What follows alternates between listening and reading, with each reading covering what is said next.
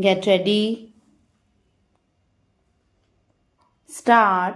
Measures for land reforms will not create the necessary impact unless implementation is sincerely and speedily undertaken and the inputs necessary for increasing production are supplied on time at reasonable rates and in adequate measure, particularly to the small and marginal farmers. This will ensure increased production and better distributive justice. There is, however, little justification for confining such reforms to the rural sector only. The Monopolies and Restrictive Trade Practices Act appears to be a step in the right direction but is not adequate. In a developing economy like ours, the oligarchy of a few families controlling big industrial empires and wielding enormous money power poses a big threat to the country's political system. Besides distorting its socio-economic base, I would earnestly appeal to all that a suitable strategy should be devised and necessary steps taken to control such concentration of wealth in the larger national interest.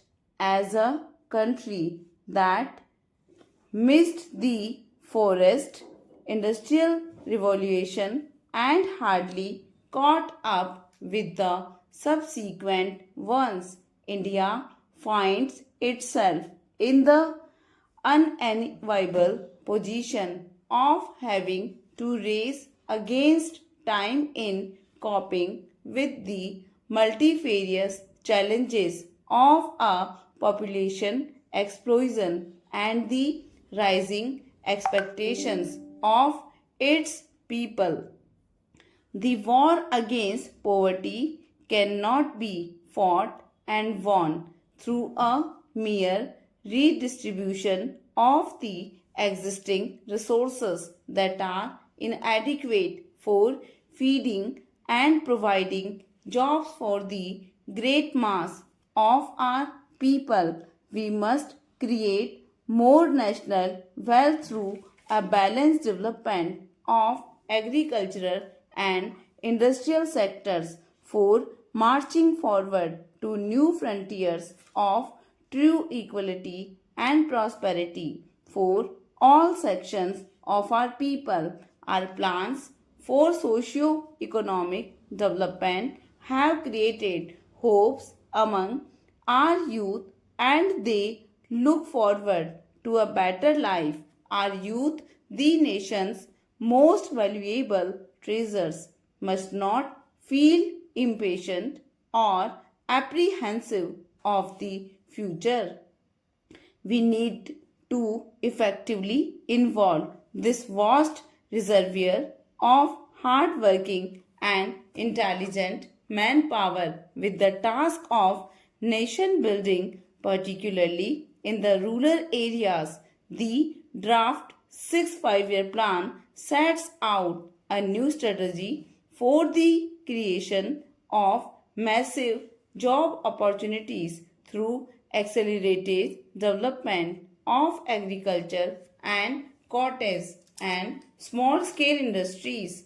I appeal to all my fellow citizens, irrespective of their position or station in life, to participate actively in this challenging task and so assist the government in reaching the fruits of development to the people at large.